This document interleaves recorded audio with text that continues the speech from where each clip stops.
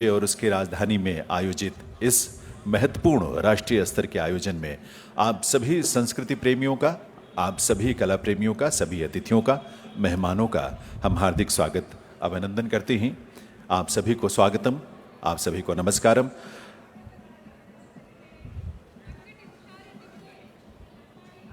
भारत वो देश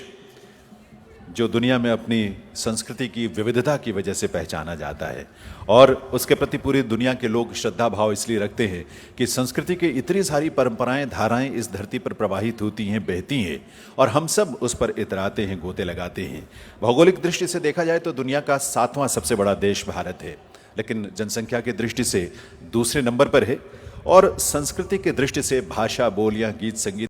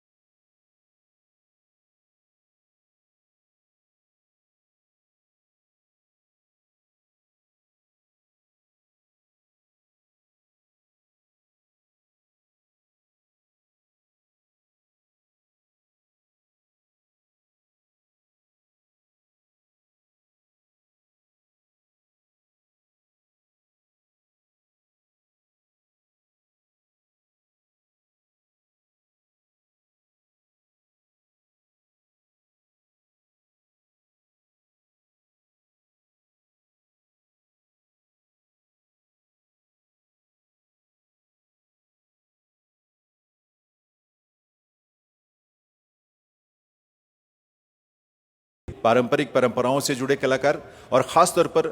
हर जोन से मार्शल आर्ट्स की जो बहुत समृद्ध परंपराएं हैं उनका प्रतिनिधित्व, उनका रिप्रेजेंटेशन भी इस आयोजन में मंच पर होगा आपके सामने। तो ये एक मिला जुला बड़ा खूबसूरत सा गुलदस्ता सजाया गया है और उस गुलदस्ते में भारत के तमाम अलग अलग राज्यों के, क्षेत्रों के रंग आपको नज़र आएंगे। आप खुद को भी उसमें देख पाएंगे क्योंकि उसमें तेलंगाना, जहाँ की धरती पर, पावन धरती, ऐतिहासिक धरती पर यह आयोजन हो रहा है, आंध्र प्रदेश और देश के अलग अलग राज्यों की संस्कृति को बहुत सुंदर ढंग से उसमें समोया गया है। लेकिन उसके साथ साथ यहाँ हमारे, आप जानते हैं कि भारत सरकार के संस्कृति मंत्रालय के अंतर्गत हमारे 7 जोनल कल्चरल सेंटर्स हैं और 7 जोन में पूरे देश को सांस्कृतिक तौर पर प्रशासनिक नज़रिए से डिवाइड किया गया है और 7 जोनल कल्चरल सेंटर मिलकर पूरे देश के संस्कृति के, जिसमें प्रदर्शन कलाएं हैं, जिसमें हमारे क्राफ्ट है, जिसमें हमारी और परंपराएं हैं, उनको सहेजने और संजोने का काम हमारे जोनल सेंटर्स के माध्यम से होता है और इन सब के साथ अलग अलग आंगन यहाँ पर बने हुए हैं। आप भी ज़रूर देखिएगा क्योंकि आप भी इसको देखेंगे तो आप, हम सब भारत को और करीब से जान पाएंगे। इस देश की जो अंतरात्मा है, जो हमारी सांस्कृतिक परंपराओं में है, उसको और बेहतर ढंग से हम महसूस कर पाएंगे। इसलिए आप सबको हम आमंत्रित करते हैं आज के कार्यक्रम।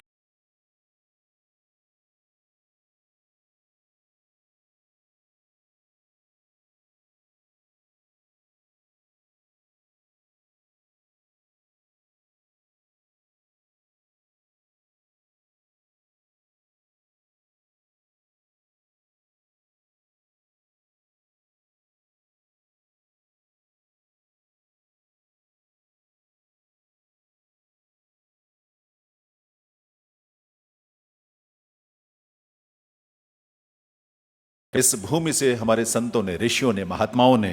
विद्वत जनों ने जो कुछ चिंतन किया है जीवन को लेकर, प्रकृति को लेकर, इस ब्रह्मांड को लेकर, इस पूरी सृष्टि को लेकर, उस ज्ञान ने पूरी दुनिया के लोगों को अपने साथ जोड़ा है। वसुधा एक परिवार की तरह मानो हो जाती है जब हम उन संस्कारों से जुड़ते हैं, क्योंकि यहाँ धर्म और दर्शन ने वही संस्कार जिसका जिक्र मैंने पहले किया, वसुधैव कुटुंबकम का संस्कार। आपको ये बताते हुए मैं बहुत खुशी हो रही है, इस समय माननीय उपराष्ट्रपति महोदय उस पांडाल का अवलोकन कर रहे हैं, वहाँ वो प्रदर्शनी देख रहे हैं जहाँ विशेष तौर पर हमारे इस क्षेत्र के, इस रीजन के और तेलंगाना के, आंध्र प्रदेश के बहुत सारे ऐसे महान विभूतियाँ जिन्होंने इस देश की स्वतंत्रता के लिए, आज़ादी के लिए अपना बलिदान दिया, संघर्ष किया और ब्रिटिश हुकूमत को चुनौती दी, भले उसके लिए उनको अपने प्राण भी क्यों ना न्यौछावर करने पड़े हों। एक नाम जो पूरे देश में बहुत ही प्रतिष्ठित है, बहुत श्रद्धा के साथ लिया जाता है, आप जानते हैं सरोजनी नायडू जी। सरोजनी नायडू जी का जन्म इसी हैदराबाद के शहर में हुआ था। 1879 की बात है और हैदराबाद में जन्मी। उनकी एक कविता भी बहुत खूबसूरत है सरोजनी जी की। वो कविता in the bazaars of Hyderabad, जिसमें हैदराबाद के कल्चर को, बाजार के उनके स्वरूप को, दृश्य को बड़ा सुंदर ढंग से उन्होंने उसमें अंकित किया है। नाइटिंगेल ऑफ इंडिया बापू ने उनको नाम दिया था। राष्ट्रपिता महात्मा गांधी ने सरोजनी नायडू जी को कहा था कि ये भारत की कोकिला हैं, नाइटिंगेल ऑफ इंडिया है। और जब बापू यानी महात्मा गांधी के साथ उन्होंने कंधे से कंधा मिलाकर देश की आज़ादी की लड़ाई में अपना योगदान दिया और उनके मार्गदर्शन में उन्होंने बहुत सारे आंदोलनों का वो हिस्सा रहीं। और इसके साथ साथ जब 1931 में राष्ट्रपिता महात्मा गांधी गोलमेज यानी राउंड टेबल कॉन्फ्रेंस के लिए लंदन जा रहे थे दूसरे सेशन के लिए, तो उस समय सरोजनी नायडू जी भी बापू के साथ लंदन गई थी। देश जब आज़ाद हुआ 1947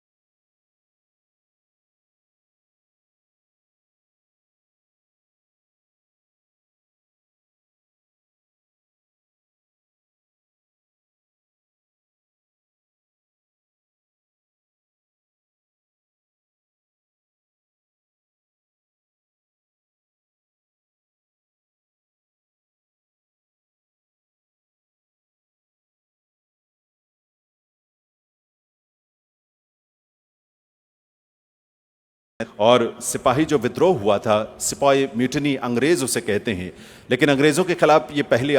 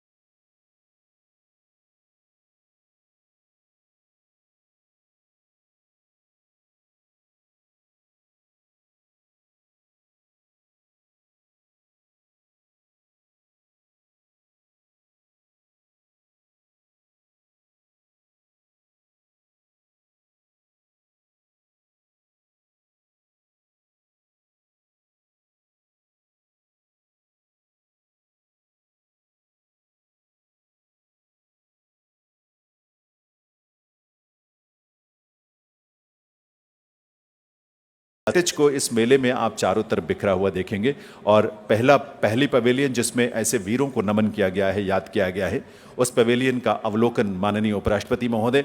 उनकी खुद की अपनी स्वयं की रुचि है देश की ऐसी विरासत में जहां आज़ादी के लिए संघर्षों की बहुत सारी गाथाएं हैं, जहां हमारे सांस्कृतिक संकल्पों की वे स्वयं भाषा, तमाम भाषाओं के हमें उसको हमेशा श्रेष्ठ भारत की सीखें वहां की विरासत से करते हैं वो और ज्यादा गहरा होगा। इसीलिए इस नहीं जो भरा नहीं है भावों से बहती, जिसमें रसधार नहीं, वो हृदय नहीं, वो पत्थर है जिसमें स्वदेश का प्यार नहीं। तो स्वदेश का प्यार आपको देश के साथ जोड़ता है, और यही प्यार जब देश के साथ जुड़ता है तो हम एक गर्व की अनुभूति अपने अंदर करते हैं, क्योंकि ये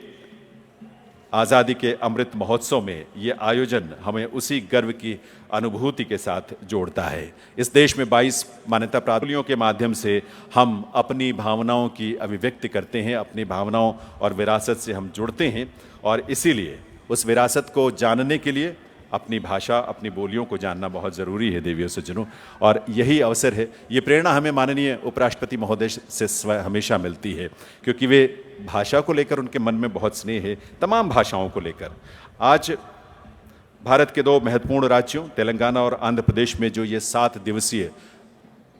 आयोजन है राष्ट्रीय संस्कृति महोत्सव के रूप में, आपको मैं ये बताऊं कि ये वर्ष 2015 में इसकी शुरुआत हुई थी दिल्ली में, और अभी अलग अलग प्रदेशों में इस रूप में पहुंच रहा है। इस बार यहाँ 7 दिवसीय आयोजन में आंध्र प्रदेश और तेलंगाना 2 तेलुगु राज्य जहां पर यह आयोजन हो रहा है।